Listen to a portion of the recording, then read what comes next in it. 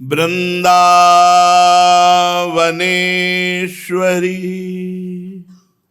तवैव पदारविन्दं प्रेमामृतैकमकरन्द रसौघपूर्णम् हृद्यर्पितं मधुपते स्मरतापमुग्रं निर्वापयत् परं शीतलमाश्रयामि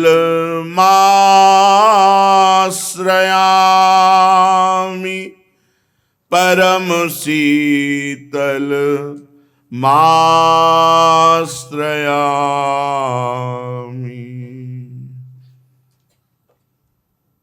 परम सच्चिदानंद घन प्रेमानंद स्वरूप नवनिवृत्त निकुंज महामहिम परम पावन श्री वृंदावन धाम, श्री वृंदावन धाम के लाडिले प्राणाराध्य प्राणप्रिय श्री युगल सरकार श्यामा श्यामजू, समस्त सहचरी वृंद, खग मृग पशु पंछी तरुलता, यमुना रस रानी रजरानी, समस्त ब्रजवासी परिकर के चरणों में कोटिशाह नमन, कोटिशाह प्रणाम, नमस्कार। उपासक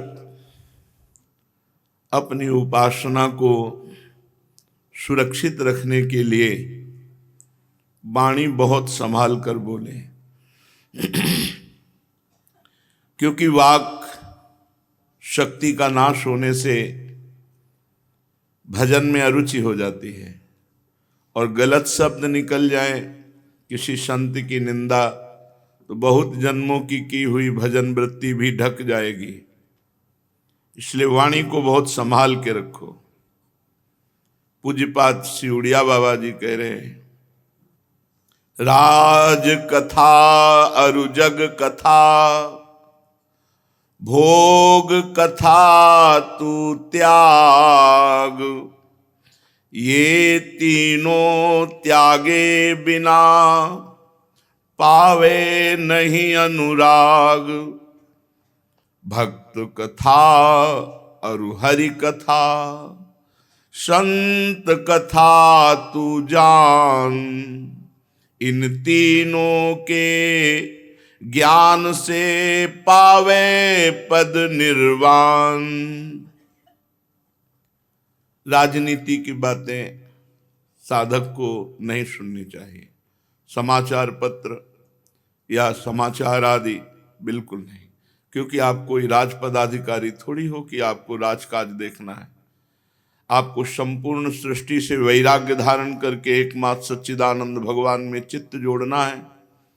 तो ये जो क्या समाचार है, भारत में क्या चल रहा है, विदेश में क्या चल रहा है, तो फिर प्रपंची हो तुम, साधक नहीं हो। कौन क्या बन रहा है, कौन क्या बिगड़ रहा है, कहाँ क्या हो रहा है, ये नहीं पता होना चाहिए। साधक की तो वृत्ति ऐसी होनी चाहिए कि आज कौन सा वार है पता नहीं, कौन सी तिथि है, कौन सा दिन, कौन सा नक्षत्र, कौन सा तारीख, इसका भी ज्ञान नहीं होना चाहिए। सच्ची मानिए, यहां एकादशी का पता तब चलता है जब परिक्रमा होती है।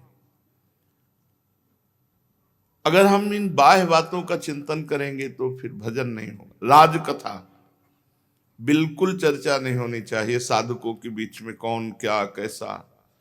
आप कोई संसार के पदों में जाने वाले नहीं हैं, आप संसार के पदों के त्यागी परम पद के अधिकारी हैं। जिस परम पद को, इस त्रिभुवन का सबसे बड़ा पद है परमेष्ठी पद, ब्रह्मा पद, ब्रह्म पद में विराजमान ब्रह्मा भी जिसको नमस्कार करते हैं वो हरिदासत्व है, वह परम पद है। आप भिखारी नहीं हैं, आप रंक नहीं हैं, आप गरीब नहीं हैं, आप बहुत बड़े हैं, आपसे बड़ा कोई है ही नहीं। इसीलिए सबसे बड़े का सबसे बड़ा होने के कारण दैन्य हो जाता है। जो डाल फल से युक्त हो जाती है वो झुक जाती है, भक्त दैन्य होता है। तो हमको और किसी पद की जरूरत नहीं है। अगर किसी पद में लुभायमान हो रहे तो परम पद के अधिकारी ही नहीं हो। जब उपासना में चित्त जुड़ता है तो न पारमेष्ठ्यम न महेंद्र धृष्णम न सार्वभौमम न रसाधिपत्यम न योग सिद्धि अपनर्भवम वा। न परम पद की जिसकी आकांक्षा नहीं है वही भोगों में जाता है, वही और पदों को चाहता है। जो परम पद का लक्ष्य बना लिया वो ब्रह्मा का भी पद नहीं चाहता। ये सब छोटे हैं, न देवराज इंद्र का पद, न सार्वभौम पद, न लोक लोकांतर के भोग, न सिद्धियां। इसलिए राजकथा का तुम्हारे जीवन में कोई अस्तित्व नहीं होना चाहिए। कौन क्या है कुछ पता नहीं, केवल अपने प्रभु से मतलब। दूसरी बात कह रहे जग कथा, गांव गली परिवार रिश्तेदार नातेदार, ये सब बातें नहीं। भोग कथा, नाना प्रकार की भोग वार्ता नहीं। आज खाने में क्या बनेगा, आज क्या, ये सब चर्चा का विषय है क्या? गए जो मिला राधे श्याम पा लिया। चर्चा का विषय प्रभु की चर्चा, बोधयंता परस्परम, भगवान की चर्चा परस्पर। ये तीनों त्यागे बिना पावे नहीं अनुराग। यदि भगवत अनुराग में डूबना है तो राजकथा, जग कथा और ग्राम्य कथा, भोग कथा, इसका त्याग करना होगा। और यदि भगवान में डूबना है तो भक्त कथा, भक्तों के चरित्र पढ़ो सुनो, बड़ा वैराग्य मिलता है, बड़ा बल मिलता है। भगवान की कथा से भी ज्यादा बल भक्त कथा में मिलता है, क्योंकि भगवान की कथा में भगवान की ईश्वरीय महत्ता का दर्शन होता है और भक्त कथा में भगवान की दैन्यता का दर्शन होता है। अपने भक्त की मल भरी लंगोटी धो रहे हैं, अपने भक्त के लिए राजा के चरण चापने जा रहे हैं सेन नाई बनकर। कैसा कैसा स्वरूप भगवान का दैन्य। अपने भक्त के लिए त्रिलोचन के अंतर्यामी नौकर रूप धारण करते हैं। तब लगता है मेरे भगवान इतने बड़े होकर कितने कृपालु हैं, अपने भक्त के लिए कितने छोटे छोटे कार्य करते हैं।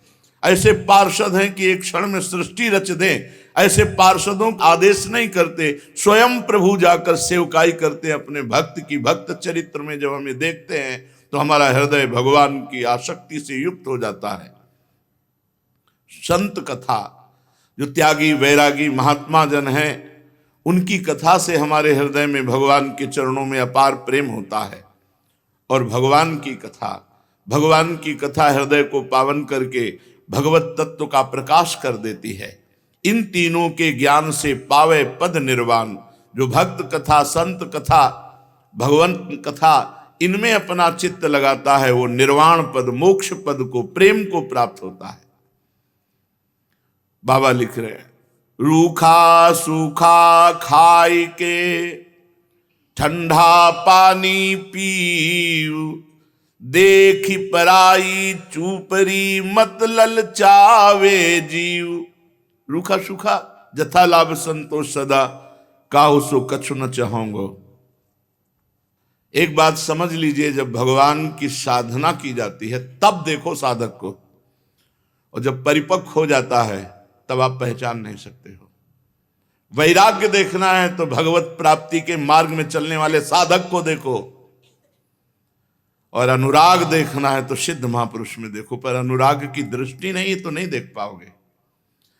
विभीषण जी भगवान की शरणागति में आते, जब शरणागति पक्की होती है तो भगवान कहते हैं मेरे सुख के लिए एक कल्प का राज्य स्वीकार करो, मेरी अविरल भक्ति रहेगी, मेरी कृपा रहेगी, मेरे सानिध्य को देखोगे और एक कल्प तक का राज्य स्वीकार करो। प्रहलाद जी को वरदान दिया, प्रहलाद जी ने कहा मुझे कुछ चाहिए नहीं, बोले मेरे सुख के लिए, मेरी आज्ञा पालन के लिए तुम इस राज्य को स्वीकार करो।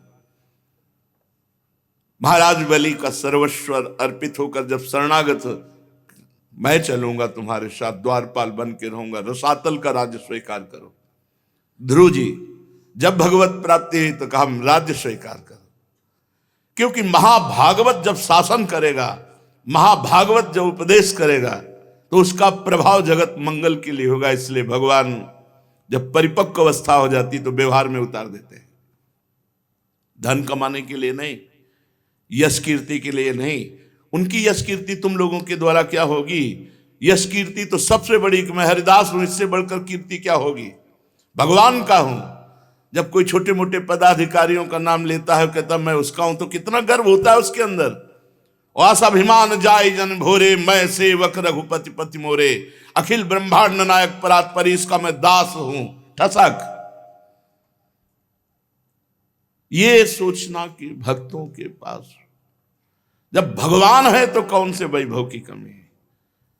वैराग्य देख रहा है तो साधक का देखो, जो तितिक्षापूर्ण भगवान के मार्ग में चलता है। और जब परिपक्व अवस्था आती है तो महलों में राखो चाहे झोपड़ी में वास दो। जथा लाभ संतोष सदा काहू सो कछु न चाहूंगा। जैसी भी परिस्थिति है उसमें मैं राजी रहूंगा। महलों में राखो चाहे झोपड़ी में वास दो। कभी घी घना, कभी मुट्ठी भर चना, कभी वो भी न बना। तुम्हारी दृष्टि वैसी ही सृष्टि। ब्रह्म दृष्टि तो ब्रह्म में, राम दृष्टि तो राम में, श्याम दृष्टि तो श्याम में, दुष्ट दृष्टि तो दुष्ट में, पाप दृष्टि तो पाप में, काम दृष्टि तो काम में। सृष्टि कैसी? जैसी तुम्हारी दृष्टि। इसलिए देख पराई चूपरी मत ललचावे जीव। अलग अलग जीवों के अलग अलग भाग्य विधाता भगवान है। हमें जैसी परिस्थिति में रखे, हमको संतुष्ट रहना चाहिए। छिनई चढ़े छिन उतरे, सो तो प्रेम न होए। अघट प्रेम पंजर बसे, प्रेम कहावे सोए। थोड़ी देर आंसू आ गए, फिर वही प्रपंच में, फिर वही नाना प्रकार के संसार के। वो प्रेम नहीं। छिन में घटा, छिन में बड़ा, उसे प्रेम नहीं। प्रेम अघट, प्रेम सदा बड़ी बो करे। ज्यों शशि कला सुबेश, प्रेम सदा बढ़ता रहता है जैसे चंद्रमा की चंद्रकला बढ़ती रहती है। पै पूनो या में नहीं, ताते कबहू न शेष। पर कभी प्रेम में पूर्णिमा नहीं आती। सदैव प्रेम भूखा हृदय तड़पता रहता है। इसलिए इसमें कुछ बचता भी नहीं हो। पूर्णता की पूर्णता है, पर पूर्णता का अनुभव नहीं होता। इसलिए ये सदा बढ़ता रहता है। प्रतिक्षण वर्धमानम। एक नेम यह प्रेम को, नेम सबे छुट जाही। पै जो छाड़े जान के, तहां प्रेम कछु नाही। प्रेम का एक नेम है कि वो कोई नियम नहीं रहने देता। अब डूबा है तो डूबा है, कब सुधावे। लेकिन जानबूझकर नियम छोड़ दे तो उसके अंदर प्रेम जागृत हो ही नहीं सकता। इसलिए चित्त को सदैव प्रभु के चिंतन में, शरीर सेवा में, और वाणी बहुत मौन। बोले तो हृदय की ग्रंथि खोले, ऐसा ज्ञान हो तब बोले, नहीं तो चुप रहे तो साधक भगवत प्राप्ति कर लेता है। महाराज जी, बिना चित्त शुद्ध हुए परमात्मा का अनुभव नहीं होता। तो चित्त शुद्धि का साधना क्या है और कब समझना चाहिए कि हमारा चित्त शुद्ध हो गया है? पूज्य बाबा उत्तर, चित्त शुद्धि के लिए साधक को दो बातें ध्यान रखनी चाहिए। पहला, सर्वत्र विवेक का प्रयोग करे, बुद्धि का नहीं। बुद्धि तो सबके फंसा रही है। विवेक, विवेक कहाँ मिलता है? बाजार में नहीं मिलता, सत्संग में मिलता है। बिनु सत्संग विवेक न होई, और राम कृपा बिनु सुलभ न सोई। जिस सत्संग से विवेक होता है, ऐसा सत्संग केवल भगवान की कृपा से मिलता है। बोले पहला विवेक और दूसरा नाम जप, ये दो साधन। विवेक काटेगा जब तुम्हारे संसार की राग आसक्ति भोग वासना आएगी तो विवेक काटेगा, और नाम जब तुम्हें पक्का रखेगा, फिसलने नहीं देगा। ये दो बातें साधक के जीवन में बहुत जोर की होनी चाहिए। अगर कंचन एकत्रित किया और मुझे वैराग्य हो गया तो सब यमुना में फेंक दिया, खत्म खेल। कीर्ति से डर लगे तो भाग जाए एकांत क्षेत्र में, तो कभी कोई कीर्ति है ही नहीं। लेकिन कामिनी का भोग कर लिया तो वो संस्कार चाहे जिस गुफा में भाग के जा, तेरे को नष्ट कर देगा। जिंदगी में साधु को एक बात से बच जाना चाहिए, एक बात से। अगर वो कहीं पराई माता बहनों की तरफ गंदी दृष्टि नहीं रखेगा, कोई भी ऐसी क्रिया नहीं करेगा ब्रह्मचर्य नाश के लिए, तो बादशाह है पड़ा रहे, मस्ती से जो प्रसाद मिले खा, जो बने भगवान का चिंतन कर, और जो शरीर से सेवा बने नहीं पड़ा रहे। वृंदावन ही प्रभाव सुनु, अपनो ही गुण देत, जैसे बालक मलिन को मात गोद भर ले। जैसे माता मलिन बालक को भी अपने गोद में स्वीकार करके पवित्र कर देती है, ऐसे वृंदावन अपने प्रभाव से पवित्र करके प्रियालाल की प्राप्ति कराता है। सबसे बड़ा शत्रु भगवान ने नाम लिया है गीता जी में, कहा एक काम बड़े बड़े ज्ञानियों का भी बैरी है, मार डाल इसको। अर्जुन इसे मार डाल, काम को मारना है, और तुम चिंता ना करो। भगवत प्राप्ति बिल्कुल खूब घुस करके शोध करके चिंतन करके कह रहा हूं, भगवत प्राप्ति बिल्कुल नजदीक है। केवल हमारी जो फैलाव फंस गया है, ये मेरा ये मेरा ये मेरा ये मेरा, ये भोग लूं, ये देख लूं, ये सूंघ लूं, इसे मिटाना कठिन है। इसे मिटा दो, उसी क्षण भगवत प्राप्ति है, क्योंकि भगवान आपके हृदय में बैठे, कहीं दूर नहीं चलना है। यहां दर्शन होते, यहां सबसे पहले साधक को भगवत साक्षात्कार हृदय देश में होता है, फिर सर्वत्र होने लगता है। चित्त शुद्धि के लिए दो उपाय। पहला विवेक। विवेक वही है जो सत असत का निर्णय करता है। सत क्या है? एकमात्र प्रिया प्रीतम भगवान। असत क्या है? सब कुछ। ब्रह्म सत्यम जगन मिथ्या, उमा कहो मैं अनुभव अपना, सत हरिभजन जगत सब सपना। साधक को चाहिए बिल्कुल सावधान हो जाओ। हम एक बात पे केवल कह रहे हैं, एक बात पे सावधान हो जाओ। कभी कहीं भी किसी भी तरह से इष्ट संसर्ग या विपरीत शरीर या अनुकूल शरीर के काम भोग की लीला को केवल तुम सहन कर जाओ, से सारी बात विजय ही विजय है, सारी बात विजय है। क्योंकि प्रसादे सर्व दुखा नाम हानि रस्य उपजायते। तुम अगर वृंदावन धाम में रह रहे हो तो सबसे बड़ा भजन वास हो रहा है, और द्वितीय यदि गुरुजनों के आश्रय में रह रहे हो तो सेवा ही सेवा है। एक क्षण के लिए फुर्सत नहीं। तुम्हें भगवत प्राप्ति नहीं होगी तो किसे होगी भगवत प्राप्ति? बस एक बात के लिए तुमने स्वयं छोड़ा है संसार को, तुमने स्वयं त्यागा है संसार के भोगों को, तो अब उसकी तरफ ललचाना या देखना या तनिक भी उसको बढ़ावा देना, यह अपना सर्वनाश करना है। विवेक और हर समय नाम जप का प्रयास। राधा वल्लभ श्री हरिवंश, राधा वल्लभ श्री हरिवंश, मधुर मधुर राधा राधा राधा। असत्य और सत्य का विवेक होने पर साधक को संसार की तरफ से वैराग्य होने लगता है और उसका भजन पुष्ट होने लगता है। और जहां भजन पुष्ट हुआ तो नित्य निरंतर अपने चित्त में भगवान वासुदेव को देखने लगता है। चित्त के अधिष्ठात्र देवता भगवान श्री कृष्ण है, वासुदेव। जब चित्त शुद्ध हो जाता है तो उसकी पहचान है, न कोई अपना लगता है न कोई पराया लगता है, सब भगवत स्वरूप लगते हैं। अपना पराये का भेद मिट जाता है। जब चित्त शुद्ध होता है तो किसी भी पदार्थ के भोगने की इच्छा उसमें नहीं रह जाती। जब चित्त शुद्ध होता है तो उसका अनुराग केवल परमात्मा और महात्मा में होता है, पूरे संसार में कहीं होता ही नहीं। ये चित्त शुद्धि का लक्षण है। चित्त शुद्धि का उपाय विवेक और निरंतर नाम जप। चित्त शुद्धि का लक्षण राग द्वेष का अभाव, ना कोई अपना ना कोई पराया, और किसी भी विषय भोगने की इच्छा ही नहीं। आसक्ति तो सिर्फ परमात्मा में या महात्मा में। ये राग द्वेष किसे कहते हैं महाराज? जिस मनुष्य के, जिस पदार्थ के, जिस स्थान के ऐसी आसक्ति हो जाए कि इसके बिना जिया नहीं जा रहा, उसे राग कहते हैं। जैसे मां में राग, पिता में राग, पत्नी में राग, पुत्र में राग, धन में राग, मकान में राग, शरीर में राग, बहुत समझना चाहिए। हमारा राग हो गया जिसका बार बार स्मरण आए और बार बार खिंचाव हो हृदय से, जो हमारे ध्यान पथ में प्रभु के सिवा और आ रहा है वो सब राग का ही किया कराया खेल है।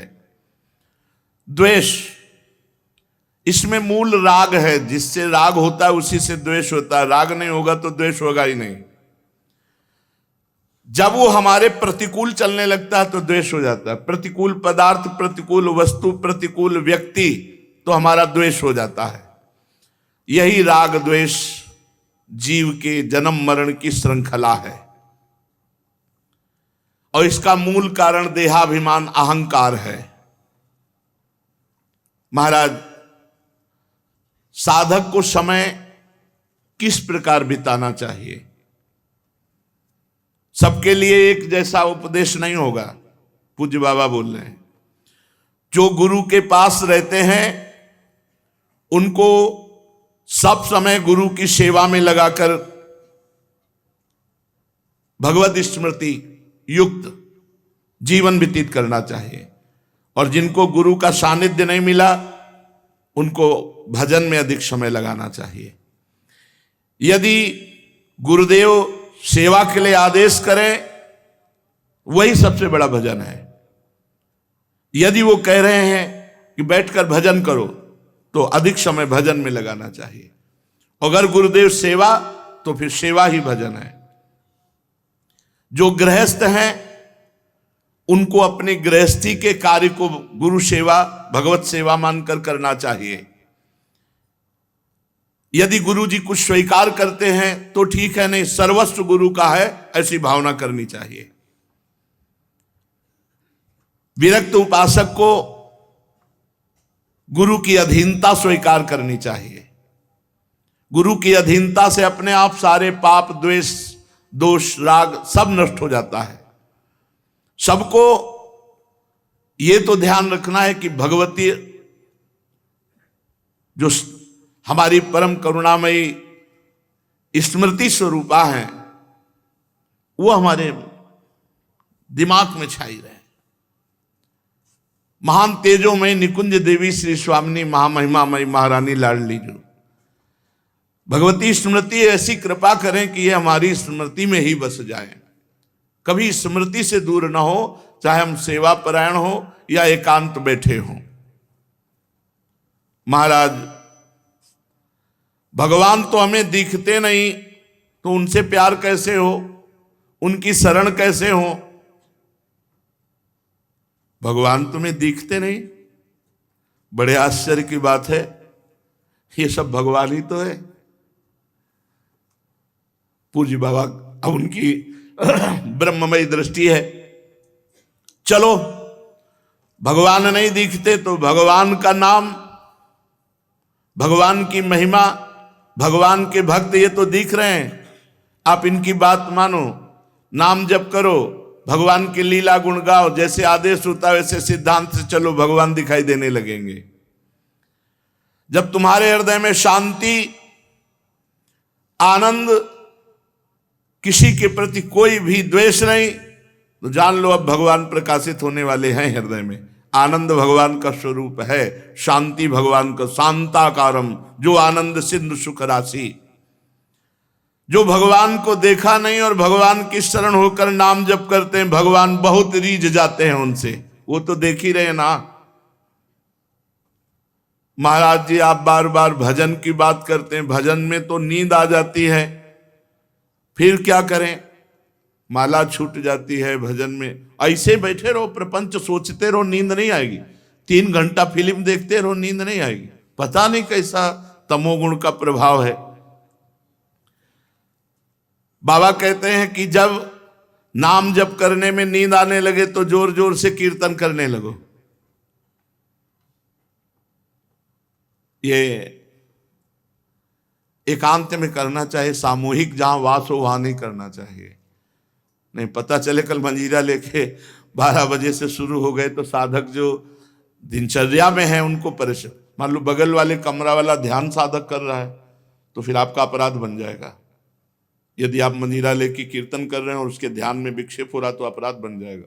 इसलिए जो भी साधना करो वो ऐसी करो कि दूसरे साधकों को विक्षेप ना पड़े, अपने कमरे के बाहर आवाज ना जाए।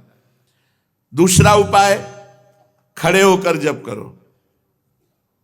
ये बहुत बढ़िया उपाय है। इस नींद रूपी दुश्मन से लड़ो। ये खड़े होकर भजन करने का अभ्यास गायत्री अनुष्ठान में, नैष्ठिक ब्रह्मचर्य में, क्यों नई अवस्था में नींद ज्यादा सताती है। तो झोपड़ी थी तो खड़े होकर ऐसे झोपड़ी का ऊपर एक रस्सी ऐसे डाल लिए थे और ऐसे पकड़ लेते, कभी एक पैर के बल खड़े हैं, कभी बाएं पैर, फिर उठा लिया दाएं पैर, और मंत्र में एकाग्रता पूरी जपते हुए। बहुत अच्छा लगता, 5-5, 6-6 घंटे, क्योंकि गायत्री का 24 लाख गायत्री का एक पुरस्चरण होता है। भक्त को चाहिए किसी भी स्थिति में भजन के समय में नींद ना आने पावे। बहुत लड़ना पड़ता है नींद से, बहुत लड़ना पड़ता है, एकदम गुस्सा जाते है। जैसे बड़ी सावधानी से जप रहे, पता नहीं कब गोल हो गए, माला छूट गया। जब देखा माला छूट गया तो एकदम गुस्सा, अब पूरा माला गया, अब फिर एक से शुरू करना पड़ा। जैसे मान लो आप 99 मनका पे पहुंच चुके हैं और आपका छूट गया तो अनुष्ठान में नहीं माना जाएगा, फिर वहीं से शुरू करो एक से। ये नहीं कि कहीं से भी पकड़ लो वैसे शुरू करो, ऐसा नहीं। जब अनुष्ठान किया जाता है तो अगर जितने पे छूटा, अब ये काउंटर दिखाने से थोड़ी चले, काउंटर आज चला है काउंटर में क्या है कि जितना करो उतना छोड़ दो। हमने गुरुदेव भगवान से, ये तो अभी कुछ समय से चला है, ये तो दिखाई नहीं दिया, पहले कभी दिखाई नहीं दिया, अब तो नई रचना है। नहीं तो छोटा माला वो, हाँ सुमेरनी जिसे, और बड़ा माला, ये दो ही थे चलाने के लिए। अब ये काउंटर भगवान की कलयुग महाराज की कृपा से आ गया है कि चलो माला नहीं तो इसको अपना पहन। माला से लोगों को शर्म भी लगती है, पूरा माला डाले ऐसे बोले भगत बनता है, इसमें अंगूठी की तरह पहने अपना। बढ़िया है, बढ़िया है, बहुत बढ़िया है। किसी तरह भगवत स्मृति, भगवान नाम जप हो रहा है बहुत, पर इसमें यह सुविधा है कि 50 में छोड़ दिया, छोड़ दिया। माला में नहीं छोड़ सकते, यदि अनुष्ठान चल रहा है तो आप बोल नहीं सकते, छोड़ नहीं सकते। मान लो आप 107 में पहुंच गए और आपने छोड़ दिया तो नहीं माना जाएगा, फिर एक से शुरू करो। अब जैसे आप माला जप रहे हैं गुरु मंत्र की, तो बीच में गुरु मंत्र की माला जपते हुए बोलना नहीं है। जो जैसे 11 माला का अनुष्ठान दिया गया उसमें बोलना नहीं, अगर बोला तो जहां से बोला वो फिर वहां से कैंसिल, फिर वहां से शुरू करो। या फिर उसकी पद्धति है, उस माला को ऐसे करके निकाल के मन का रखो, आचमन करो, भगवान से प्रार्थना करो, अत्यंत आवश्यक होने पर बात करो, फिर प्रणाम करो, फिर उसके नीचे वाली मनका से, जहां से रखा है नीचे वाली मनका से शुरू कर दो। ऐसे नहीं कि ऐसे खड़े बात कर रहे हैं फिर घुमा रहे हैं, तो क्या फर्क पड़ता है दिमाग में, क्या फर्क पड़ता है, कौन सा परिवर्तन हो रहा है? जो हमारी वैदिक सिद्धांत पद्धति है उसी से लाभ प्राप्त होता है। महाराज, जो नींद है उससे लड़ना पड़ता है। भजन करना बहुत ऊंची बात है, इसलिए हमको खड़े हो जाना पड़े, टहलना पड़े, हमें नाम जप करना, हमें मंत्र जप करना। उस समय नींद नहीं आनी चाहिए। अभ्यास बहुत बड़ी ताकत होती है। आंख मूंद के ठीक लक्ष्य पे गोली मार दे जिसका अभ्यास है, और अपने अभ्यास नहीं किए तो कुछ नहीं होने वाला। अभ्यास योग युक्तेन चेतसा नान्यगामिना, आज भी वही दिनचर्या है जो बाल्यावस्था से गुरुजनों ने सिखाई थी, वैसे ही दिनचर्या। महाराज जी जब भजन करते हैं तो बुरे काम करने का मन करता है। बहुत सुंदर प्रश्न, बहुत सुंदर उत्तर महापुरुष के हैं। और बुरे काम में मन जाता है, भैया उन बुरे संकल्पों में न राग करो न द्वेष करो, बहुत जल्दी निपट जाने वाली बात है। बिल्कुल ऐसे रहो साक्षी भाव से। गंदी बात आ रही राधा राधा राधा, अच्छी बात आ रही राधा राधा राधा, न राग न द्वेष, खत्म होते चले जा रहे। ये बुरी बात क्यों आ रही? आपने पकड़ लिया, आपने उनको पकड़ लिया, उनको स्थान दे दिया। जरा सा वो संकल्प भोगों का बना रहे हैं आप, राधा राधा, उसी में डूब रहे हो, तो वो आपके हृदय में संस्कार नया भोग का पैदा कर देंगे। न बुरा न भला, शांत एकदम साक्षी भाव, और नाम जब चलता रहे, मिट जाएंगे। और घृणा बुद्धि रखो बुरे बातों से, दोष दृष्टि, ये निंदनीय बातें हैं, नहीं स्वीकार करना। बाबा, सब साधकों का ध्येय क्या होना चाहिए? ध्यान, ध्याता, ध्येय। जो ध्याता है वो ध्यान करता है, पर ध्येय क्या होना चाहिए? सबका ध्येय होना चाहिए भगवत प्राप्ति, सबका ध्येय होना चाहिए। अपने भजन का फल क्या? भगवत प्राप्ति। हमें प्रिया प्रीतम मिल जाए, हमें प्रभु मिल जाए, संसार चक्र से हमारा पिंड छूटे। बहुत हो गया इस झूठे संसार के खेल में। तो इस परमानंद की प्राप्ति, भगवत प्राप्ति, भगवत साक्षात्कार सबका ध्येय होना चाहिए। कम शब्दों में इसकी प्राप्ति का उपाय क्या है? जो शरीर से निष्काम भाव से परोपकार प्राणी मात्र की सेवा करता है, जो भगवत विग्रह भगवत भक्तों की सेवा करता है और खूब नाम जप करता है, कोई पापाचरण नहीं करता, उसको भगवत प्राप्ति हो जाती है। यही प्राणायाम कहते रहते हैं। भक्त सेवा, भगवंत सेवा, समाज सेवा, नाम जप और पापाचरण का त्याग, निश्चित भगवत प्राप्ति। चलते हैं किशोरी जी से चंद्रानना सखी ने पूछा, हे प्रियाजू, हे राधे, परम सौभाग्यदायक महान पुण्यजनक श्री कृष्ण की प्राप्ति कैसे होती है? प्रियाजू से पूछा। प्रियाजू ने कहा, बहुत जल्दी श्री कृष्ण की प्राप्ति कराने में समर्थ हैं श्री तुलसी महारानी जी। प्रियाजू का वो बताया हुआ उपाय, श्री वृंदा सखी, ये वृंदावन की अधिष्ठात्री देवी हैं। ये वृंदावन की पूरी व्यवस्था को देखती हैं। प्यारी जो प्यारे जो के नित्य केल की व्यवस्था करती हैं और इनकी कृपा के बिना कोई वृंदावन में प्रवेश नहीं कर सकता। ये हमारी प्यारी जो की प्रिय सखी वृंदा सखी श्री तुलसी महारानी जी। चंद्रानना सखी ने कहा कि परम सौभाग्यदम राधे महापुण्यम वरप्रदम श्री कृष्ण श्यापि लभ्यर्थम, तो उनका तुलसी सेवनम मतम। मेरे मत में यदि तुलसी जी की सेवा की जाए, तुलसी जी का यदि स्पर्श हो जाता है, तुलसी जी का नाम कीर्तन किया जाता है, तुलसी जी को प्रणाम किया जाता है, तुलसी जी का वृक्ष लगाया जाता है, तुलसी जी को जल अर्पित किया जाता है और तुलसी दल से नित्य भगवत सेवा की जाए, तो बहुत जल्दी श्री कृष्ण प्रसन्न हो जाते हैं। प्रतिदिन जो तुलसी जी की भक्ति करता है, तुलसी का पौधा रोप करके तुलसी जी का सिंचन करना, तुलसी जी को तिलक लगाना, तुलसी जी को माला पहनाना, तुलसी जी की परिक्रमा करना, तुलसी जी को प्रणाम करना, वो कोटि सहस्त्र युगों तक ऐसा महान सुकृत होता है कि भगवान श्री कृष्ण के नित्य समीप रहता है जो तुलसी जी की सेवा करता है। जब तक मनुष्य की लगाई हुई तुलसी की शाखा प्रशाखा बीज पुष्प सुंदर दल से तुलसी जी सुशोभित होती है, तब तक हजारों कल्पों में श्री हरिधाम में रहते हुए उसका कभी पुण्य नष्ट नहीं होता। जैसे एक दिन तो 1000 कल्प, 2 दिन 2000 कल्प वो भगवान के नित्य धाम में महान सुकृत के बल से भगवत धाम में रहेगा, जो तुलसी जी का पक्का मान लीजिए।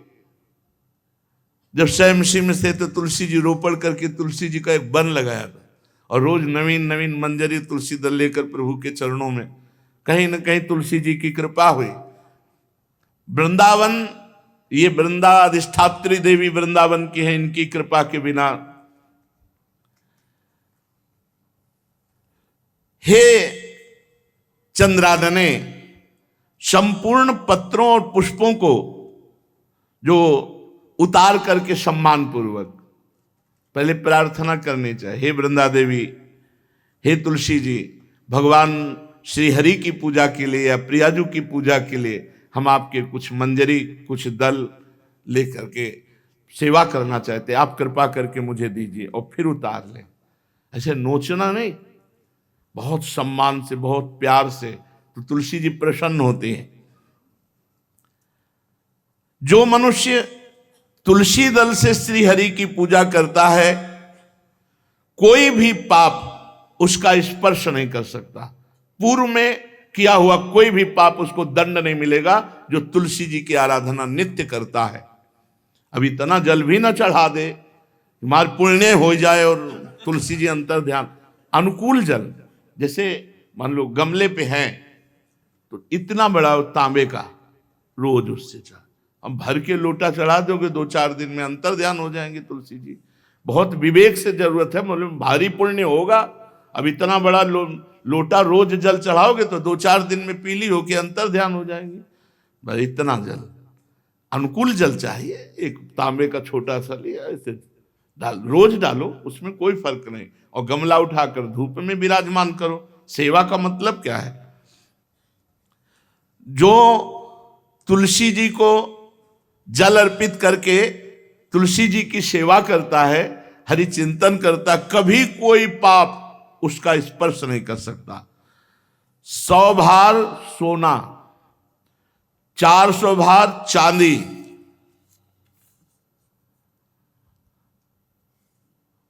का जो दान करने का फल होता है, वो एक तुलसी दल उतार, जो अपने द्वारा लगाई हुई तुलसी दल, वो हरि के चरणों में अर्पित करो। ये 100 भार सोना और चांदी बराबरी नहीं हो सकती। कितना महत्व है। जो रोज तुलसी दल चयन कर, द्वादशी को ना चयन करे। द्वादशी को मतलब बहुत बड़ा अपराध लगता है तुलसी दल का, इस मतलब तुलसी के वृक्ष का भी स्पर्श न करे। प्रणाम नमस्कार दूर से, एक भी दल नहीं टूटना चाहिए। द्वादशी को ऐसा हमने महापुरुषों से सुना है कि मंजरी और पत्र उतारना ये ठीक नहीं, बिल्कुल नहीं ठीक है। ब्रह्म हत्या का फल लगता है, अगर जो पाप लगता है अगर कोई द्वादशी को तुलसी चयन, बहुत सावधानी से।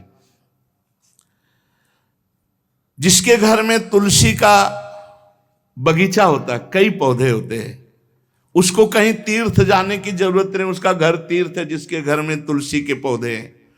और यमराज कभी उस घर में किसी भी मरने वाले को लेने नहीं आएंगे जिसके घर में तुलसी। लगा लो भैया तुलसी लगा लो घर में, काहे कोई यमराज को आने दोगे? सबके घर में तुलसी। कितना सुंदर पहले था। घर में आंगन होते थे, आंगन में एक बहुत बड़ा, और फिर उसमें तुलसी जी, और फिर उसमें 2-4 नर्मदेश्वर और शालिग्राम ऐसे, और फिर घर का हर व्यक्ति जल चढ़ाना, प्रणाम करना, नमस्कार करना, 4 पर। कितनी पवित्र पद्धतियां हमारी थी। जब रसोई बने पहली गाय के लिए, फिर कुछ पक्षियों के लिए, फिर कोई संत महात्मा, कोई भिक्षु, ऐसा कितना पवित्र व्यवहार। अभी यहाँ जैसे हमने देखा है, ये रसोई बन रही ना तो धुआं नहीं खत्म होने पाता, वो हो ही सब अपवित्र किए हुए हैं। राक्षसी बुद्धि आती चली जा रही। तुलसी जी, ये भागवती को वस्तु है। हमें लगता है बालकनी तो होती ही, बढ़िया बालकनी में एक ऐसा उठाने धरने वाला स्टैंड लोहे का रखो कि तुलसी जी को विराजमान कर दो। जिसके घर में तुलसी जी विराजमान होती, उसके घर में यमराज कभी नहीं जाते। जो तुलसी जी का सेवन करता है उसकी सारी कामनाएं तुलसी जी पूर्ण कर देती हैं। तुलसी जी को लगाना, तुलसी जी का पालन करना, तुलसी जी को सिंचन करना, तुलसी जी का दर्शन करना, तुलसी जी का स्पर्श करना, मनुष्य के द्वारा जो मन, वाणी और शरीर से पाप हो गए सबको तुलसी महारानी क्षमा कर देती है, दग्ध कर देती है। पुष्कर आदि तीर्थ, गंगा आदि परम पावन नदियां, ये सब जो स्नान आदि, अवगाहन आदि करने का फल देते हैं, वो केवल तुलसी जी घर में विराजमान है उसको फल मिल जाएगा। कितने बढ़िया। जो तुलसी जी की नवीन मंजरी प्रभु के चरणों में अर्पित करके प्रणाम करता है, वो चाहे कितना भी अपराध किए हो, वो कभी यमपुरी को नहीं देखेगा, कभी यमराज के पास नहीं जाएगा। जो मनुष्य तुलसी काष्ठ का घिसा हुआ चंदन लगाता है, उसके सारे संचित भस्म हो जाते हैं, और क्रियमाण जो वर्तमान, वो कभी उसको बांध नहीं सकते। तुलसी जी का काष्ठ का घिसा हुआ चंदन। जिसके घर में तुलसी की छाया होती है वहां पितरों को अपने आप कल्याण प्राप्त हो जाता है। जो श्राद्ध करने से लाभ मिलता है पितरों को, घर में तुलसी लगा के जो तुलसी की छाया बड़ा वृक्ष, पितरों को तृप्ति मिलती है। चतुर्भुज ब्रह्मा जी सारंग धनवा श्री हरि के महामहिम स्वरूप की अनुभूति करने के लिए भी कहा है कि तुलसी जी का महान महात्म्य, अगर तुलसी जी का सेवन करे तो भगवान श्री हरि की महिमा को जान जाएगा। स्त्री हो या पुरुष, पुरुष नपुंसक नारीवा जीव चराचर कोय, सर्व भाव भज कपट तज मोहि परम प्रिय सोय। शरीर वर्दी है, हमारी पोशाक है, हम सब एक हैं, आत्मस्वरूप है, कुछ अलग नहीं है। शरीर केवल पांच भौतिक है तो सबका पांच भौतिक है, उसमें चिन्ह है स्त्री पुरुष के, बस इसके लिए भगवान की आराधना निषेध थोड़ी है। जो स्त्री या पुरुष श्री तुलसी जी के काष्ठ के मन के बना के, जैसे छोटी कंठी या बड़ी माला धारण करता है, श्री कृष्ण उसके बस में हो जाते हैं। यह है तुलसी जी की महिमा। परम सुहाग श्री कृष्ण मिल जाते हैं, और कौन सी भी हमें उपलब्धि चाहिए। हे गोपनंदिनी, तुलसी जी का सेवन करने से श्री कृष्ण वश में हो जाते हैं।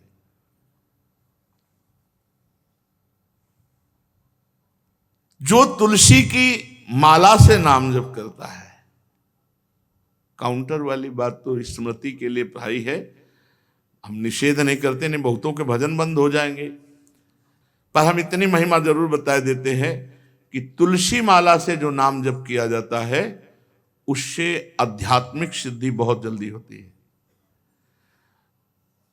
गुरुदेव भगवान कहते थे जो अंगुलियों से रगड़ होती है मन का से, उसमें आध्यात्मिक ऊर्जा शक्ति तुलसी माला से। प्लास्टिक पर भाई करो, निषेध नहीं कह रहे बंद हो जाएगा वो भी राधा राधा कहना, वो हमें बंद नहीं करना, हम कह रहे तुम जैसे बने वैसे करो, लेकिन माला का बहुत बड़ा प्रभाव है। तुलसी परम पवित्र भगवान श्री हरि की प्रिया, और उनके काष्ठ को जब हम ऐसे ऐसे नाम के साथ, तो विशेष ऊर्जा शक्ति, आध्यात्मिक शक्ति हम में जागृत होती है। हो सके जिनको ऐसा बन सके तो छोटी एक वो आती है सुमिरनी, उसको रख लो, अपनी जेब में रख लो, उससे करो। और नहीं है तो भैया तुम इसी से करो, नाम जप करो, भाव को भाव अना खालसो, नाम जपत मंगल दिस दसो। सुंदर सुंदर तुलसी जी के वृक्षों के समीप बैठ करके जो अनुष्ठान किया जाए वो बहुत लाभदायक। श्रीमद् भागवत का, गोपाल सहस्त्र नाम का कोई भी पाठ तुलसी जी के समीप विराजमान करके किया जाए, आचार्य को बुला करके तुलसी पूजन करना चाहिए, विविध प्रकार के अनुष्ठान, अरे तभी तो सब मंगल होता है। पहले था, हमने देखा है, 4 बजे माताजी दरवाजे के सामने लीपती, रोज का काम। जो पुराने घरों में देहरी के आगे आके 4 बजे लीप करके वहां अपना चौक पूर के दीपक जला, मतलब क्या पवित्रताएं थी, क्या मंगल था।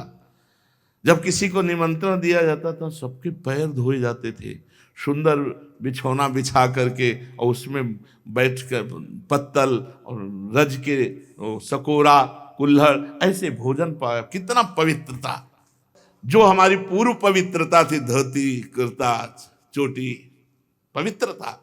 मान लो अगर बाहर जा रहे तो पैजामा कुर्ता, ऐसे बहुत पवित्र पोशाकें थी, पवित्र आचरण थे, पवित्र खान पान था। घर में जाओ तो एक पवित्रता, एक किसी भी घर में ऐसा नहीं था कि देव मूर्ति ना विराजमान हो, किसी भी घर में ऐसा नहीं था तुलसी जी विराजमान न हो, 1-2 गाय जरूर होती थी, पवित्रता।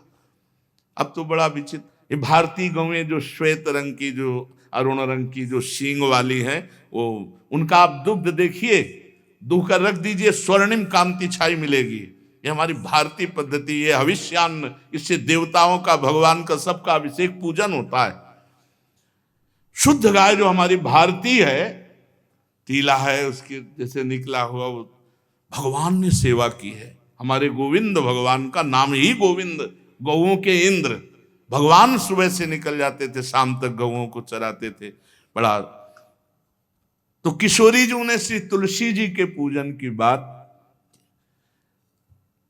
भगवान गोपियों से वादा किए थे कि अब तुम्हें अगली पूर्णिमा को रास, अब रास बिना रासेश्वरी के नहीं हो सकता, लिखा हो चाहे ना लिखा हो।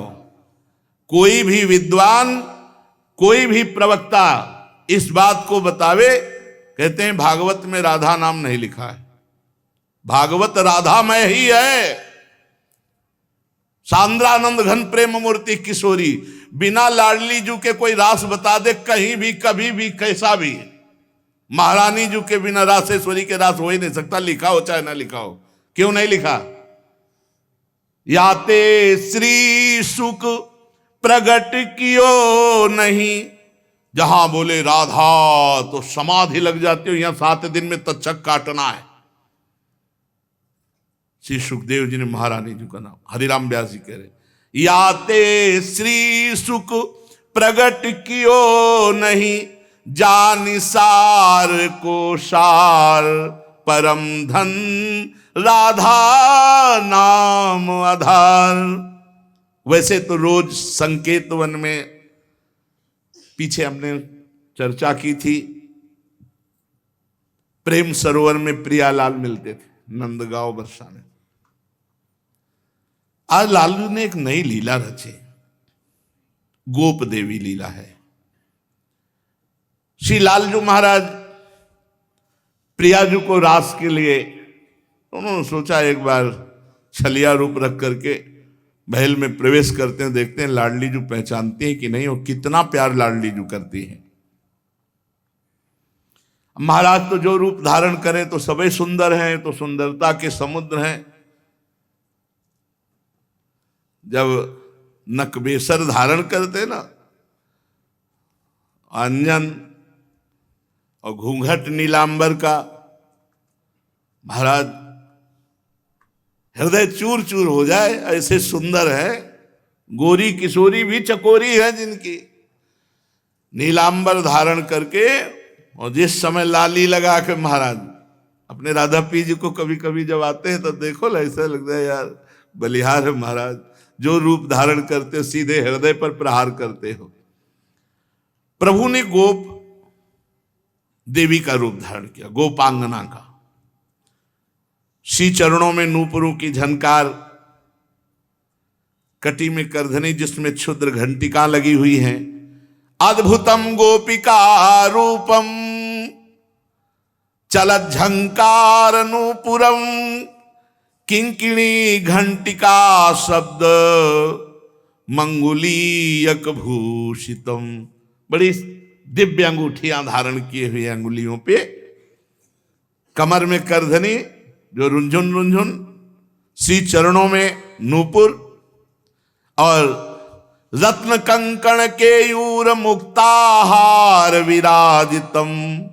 कलाइयों में रत्न जटित कंगन, बीच बीच में चूड़ियां, कंगन ऐसे, बाजूबंद, कंठा, मोतियों के हार और शीश फूल, केशपास, वेणी रचना, नासिका में मोती की बुलाक, बेशर और अलकावली, घुंघराली अलकावली, श्याम वर्ण के केश। ऐसा रूप धारण किया जो देखे मुग्ध हो जाए श्याम सुंदर को। वृषभानु भवन की तरफ चले। खाई और परकोटों से युक्त वृषभानु भवन 4 दरवाजों से सुशोभित, प्रत्येक द्वार पर काजल के समान वर्ण वाले गजराज झूम रहे। राजभवन की बड़ी मनोहरता है।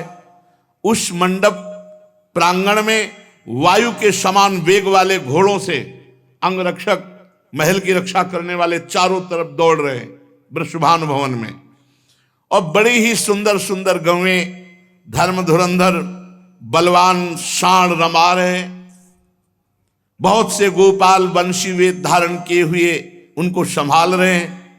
वृषभानु जी का भवन क्या है, ऐसा लगता है कि विश्वकर्मा ने पूरी कला कौशल लगा दी और महारानी जी के लिए भवन के अंदर ही बगीचा, झरना, सरोवर सब कोटि कोटि सूर्य के समान कांति वाली सुंदर सुंदर मणियां खंभों में जटित हैं, जिससे प्रकाश फैल रहा है। रत्न मंडित आंगन, बहुत से रत्न स्वरूप भूमि पे जटित हैं और वहां वीणा, ताल, मृदंग आदि बाजे बजाती हुई बहुत सी मनोहर सखियां फूल छड़ी लिए हुए दरवाजे पर खड़ी हैं, संगीत बज रहा है। उस अंतापुर में दिव्य विशाल उपवन की छटा छटक रही, भीतर ही अनार, कंद, मंदार, नींबू तथा अन्य ऊंचे ऊंचे वृक्ष लहला रहे। केतकी, मालती, माधवी लताएं बड़ी सुंदर वृक्षों का आलिंगन किए हुए श्री राधा निकुंज महल के अंदर ही कल्प वृक्ष के फूलों की सुगंध से भौरे मत वाले हो रहे हैं। शीतल मंद सुगंध वायु चल रही है। कहीं सहस्त्र दल कमलों के पराग को बारंबार वायु बिखेर रही है।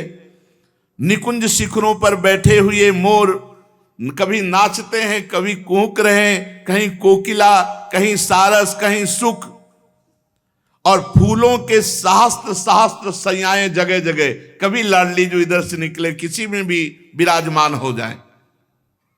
मेघ मंदिर में सैकड़ों फुहारे छूट रहे।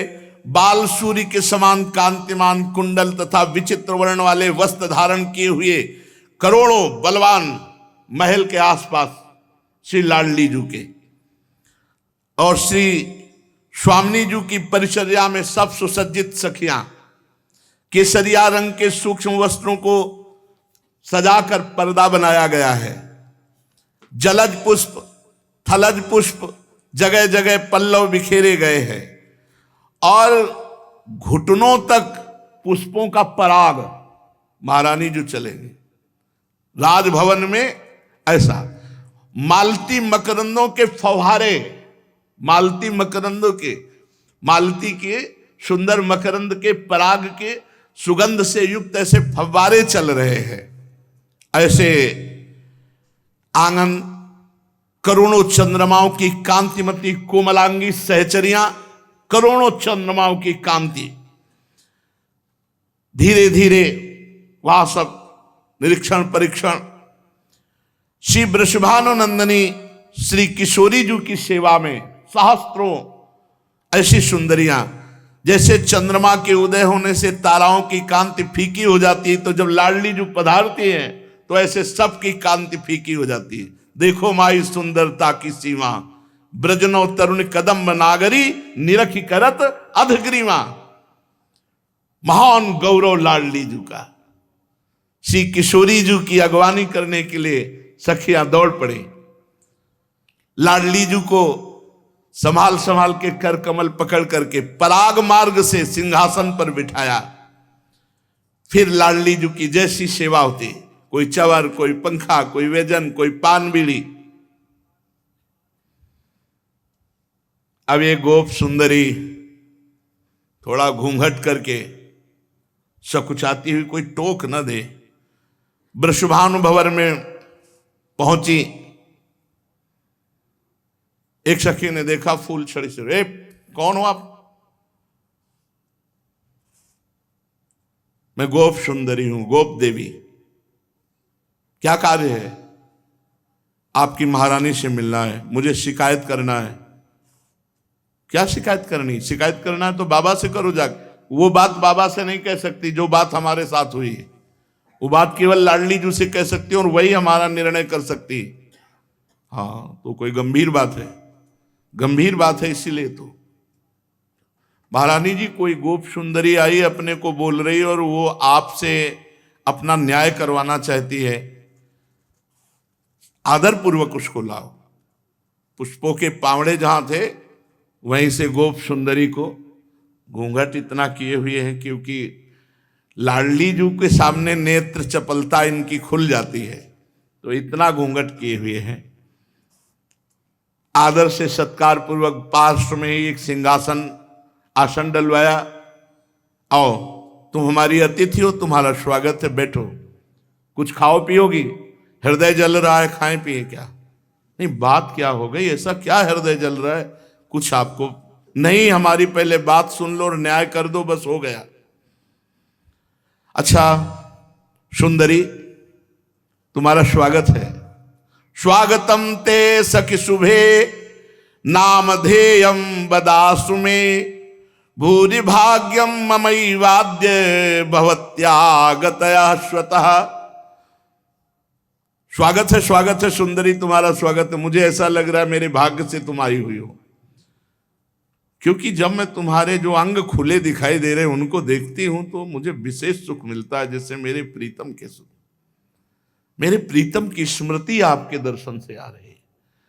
त्वत्समानम दिव्य रूपम दृश्यते नहीं भूतले यन्न त्वं वर्तसे शुभ्रू पत्तनम धन्यमेव तत्। सुंदरी, तुम्हारा स्वागत है। भूतल पर तुम्हारे समान दिव्य रूप नहीं हो सकता। शुभ्रू, तुम जैसी सुंदरी कहां निवास करती है? धन्य है वो नगर जहां तुम निवास करती हो। प्रिया जी, इतना क्यों? क्योंकि श्याम वर्ण की अंगूठी पहने हुए, श्याम वर्ण की कांति अंगों से, तो प्रिया जी को अपने लाल जी की याद आ रही, प्रीतम की याद आ रही, प्रभु की याद आ रही। तुम अपने आगमन का कारण विस्तार पूर्वक बताओ। मेरे योग्य जो कार्य होगा मैं अवश्य करूंगी। तुम्हारी चाल ढाल बहुत सुंदर लगती है। प्रिया जी ने आते देखा था, तुम्हारी चाल ढाल बहुत सुंदर लगती है। हे वृषभानुनंदिनी शुभ्रे, मैं तुम्हें कैसे बताऊं?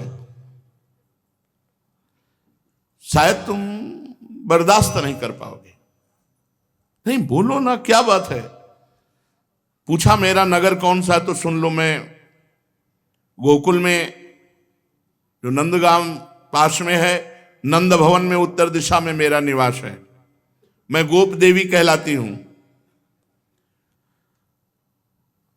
मैंने ललिता जी के मुख से तुम्हारी महिमा सुनी है कि तुम न्याय ठीक करती हो, बड़ी करुणामयी हो। आपकी रूप माधुरी, गुण माधुरी, चंचल लोचने, प्रधान उद्देश्य तो तुम्हारा दर्शन है। और दूसरी बात, एक शिकायत करनी है, न्याय लेना है हमें। कमल लोचने, जहां ललित लवंग लता की सुगंध छा रही है, गुंजा निकुंज में मधुपो की मधुर ध्वनि से युक्त कंज पुष्प खिल रहे हैं, ये राधा निवास आज मैंने अंदर देखा, जीवन में पहली बार देखा है। मेरी आंखें निहाल हो गई। ऐसी तो कोई पुरी नहीं है, चाहे देवराज इंद्र की क्यों ना हो।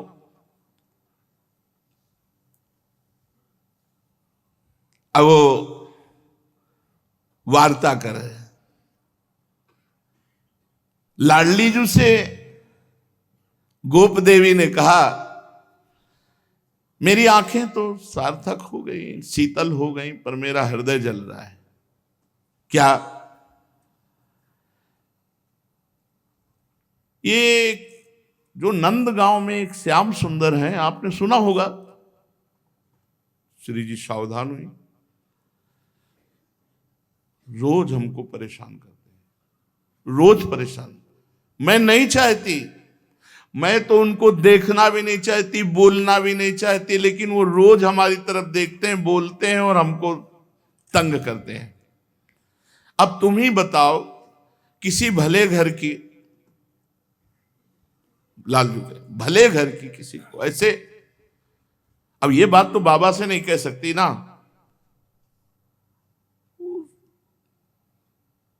श्री जी ने कहा कि नहीं नहीं,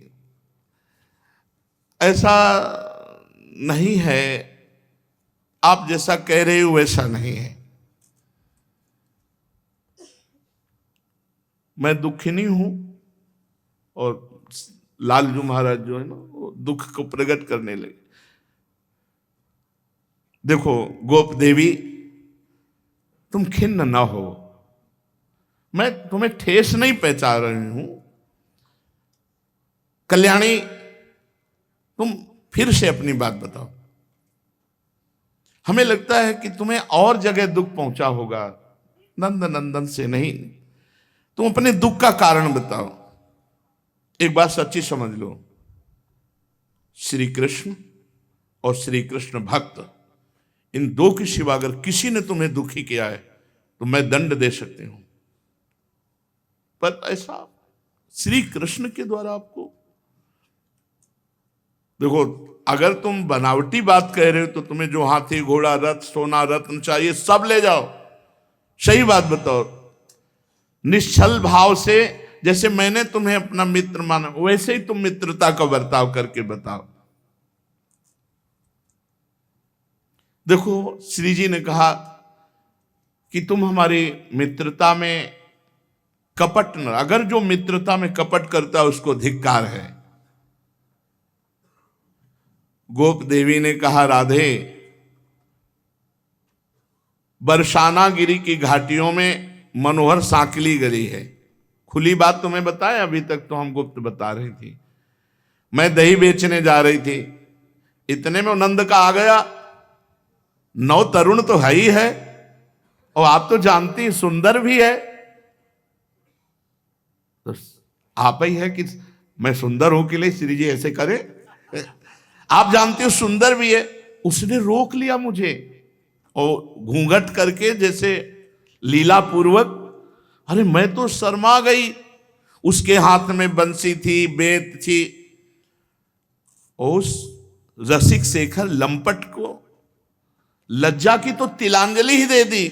मेरा हाथ पकड़ लिया और जोर जोर से हाथ मरोड़ने लगा और कहने लगा, सुंदरी, मैं इस कर लेने वाला हूं इस बीथी का, गली का।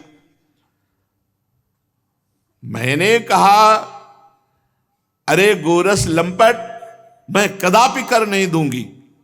बस इतना कहना था कि उसने सिर पर से जबरदस्ती दही का माट उतार डाला, फोड़ डाला, और मेरा पुराने जमाने का वो माट था, और दही पी लिया। फिर जो बात हम आपको बताएं, उसने मेरी ऊपर से चुनरिया खींच ली। अब मैं लाज की मारी कुछ कही नहीं। वो तुमसे दिल की बात बताने आई हूं कि वो कैसे है, उसे बताओ ना। ये नंद का है तो ग्वाला ही। श्री जी एकदम सहम गए।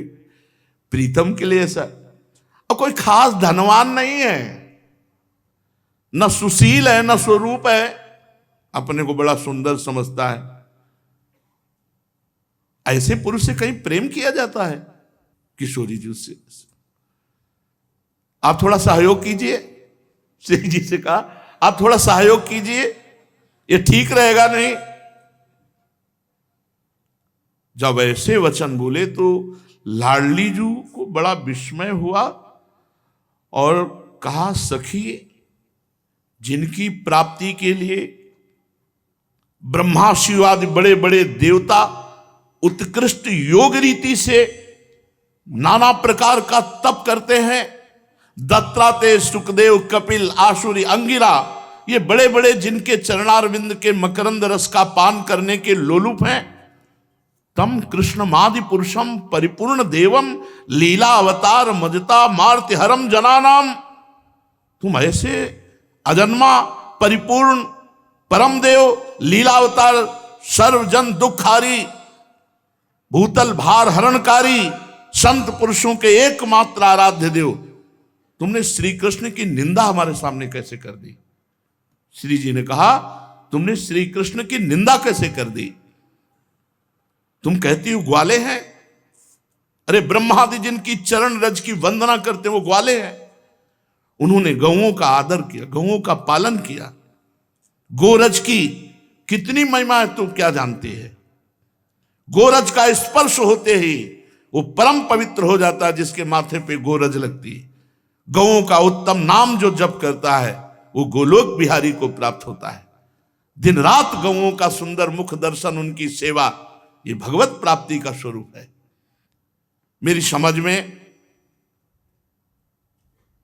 तुम्हारी बुद्धि ठीक नहीं। तुमने गोप जाति कह करके अवहेलना करना चाहा। तुम कहती हो काला श्याम सुंदर। श्री कृष्ण की श्याम प्रभा विलासी सुंदर कला का दर्शन करके भगवान नीलकंठ, शंकर जी, सनक सनंदन सनातन, अरे जटाजूट हलाहल विष भस्म कपाल और सर्प धारण करने वाले उनकी सुंदरता के पीछे घूमते हैं। स्वर्गलोक सिद्ध मुनीश्वर यक्ष गंधर्व मरुदगण नर किन्नर कौन ऐसा है जो हमारे श्री कृष्ण से मोहित ना हो जाए। उत्कृष्ट ऐश्वर्य सौंदर्य माधुर्य, तू कैसे बोल दिया। तुम कहती हो निर्धन है, अरे सारा वैभव उन्हीं का है, तू अभी मेरे श्री कृष्ण को नहीं जानती।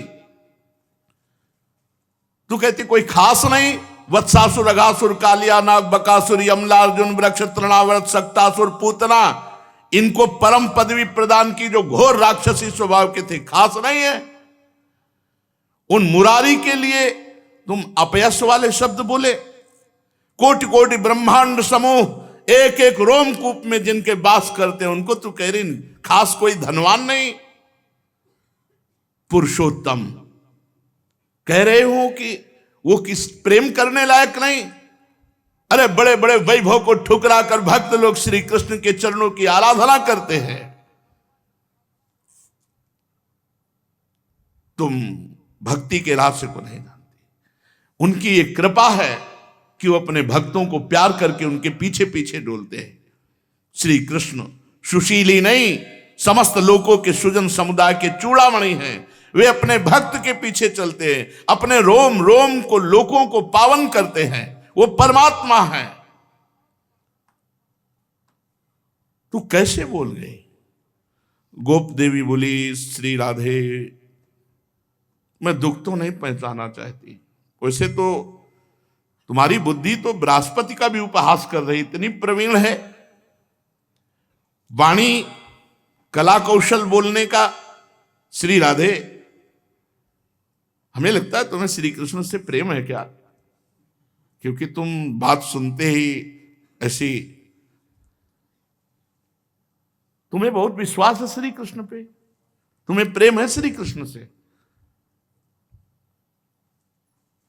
श्री जी ने कहा मुझे प्रेम है श्री कृष्ण से और मुझे विश्वास है श्री कृष्ण पे। क्या तुम बुलाओगे श्री कृष्ण उपस्थित हो जाएंगे।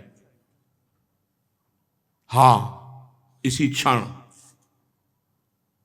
यथा गमिष्यति यदाद्य हरि परेशः किम कार्यामि भवतीम वदतरि शुभ्रू चेदागमो नहीं भवेद धनमालिनः स्वम सर्वधनम च भवनम च ददामि तुभ्यम। ओहो तू मेरी परीक्षा लेनी चाहती है। सुन सखी, मेरे बुलाने से मेरे श्री कृष्ण तेरे सामने उपस्थित हो जाएंगे। अगर वो नावे ना मेरे स्मरण करते हुए तो ये जीवन ये धन सब न्यौछावर कर दूं। कितना प्रेम है श्री जी से।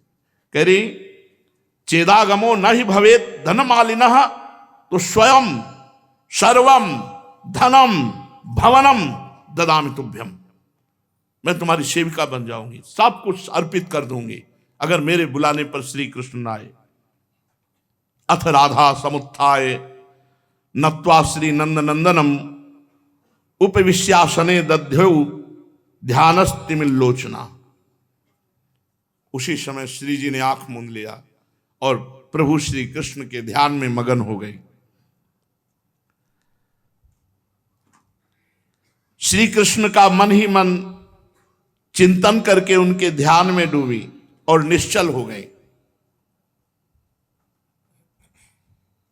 वो तो सामने ही बैठे गोप देवी के रूप में। देखो अब तो मामला बढ़ गया, श्री जी तो ध्यानस्थ हो गई और श्री जी के आंखों से अश्रु प्रवाह होने लगे।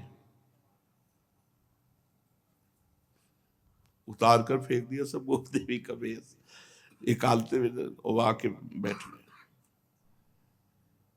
और गंभीर वाणी में बोले, प्रियाजू, लाडलीजू, श्री राधा श्री जी ने आँख खोल के देखा, वही मोर मुकुट, उनको क्या देर लगती है। चंद्रवदने प्राण प्रिय मानुशीले प्रिय राधा, देखो मैं तुम्हारे सामने आ गया हूं, आंख खोल कर देखो। हा प्रीतम, सामने देखा, मुझे विश्वास था आप चिंतन करते ही आ जाओगे। कहां गई वो गोप देवी? वो कहां गई? बहुत निंदा कर रही थी, कहां गई? प्रभु ने कहा, जेवी तुमने चिंतन किया, मैं वैसे तो बंसी बट में था, पर मैं अभी यार कम से कम सामने तो झूठ मत बोलो। वैसे तो मैं बंसी बट में था, मैं तुरंत बस आपके ध्यान के कारण ही यार मैंने देखा एक अभी गई। कौन थी वो? कोई देवांगना थी, कोई मायाविनी थी, और मुझे लग रहा था कि कोई अच्छे विचार वाली नहीं थी। जब गोप देवी के रूप में आए तो श्याम सुंदर के लिए बोले, और जब श्याम सुंदर के लिए आए तो गोप देवी के रूप में जो गए। वैसे हम आपसे कहते हैं कि ऐसे इधर उधर की घूमने वालियों की बातों पर विश्वास नहीं करना चाहिए। श्री किशोरी जी परमानंद में मगन हो गई और लालजू से हृदय से मिले। सखियों से कहा, वो गोप देवी बाहर निकली जो फूल छड़ी लिए हुई खड़ी। उनका आते अंदर आते तो देखा, तो बाहर निकलते हुए तो नहीं देखा।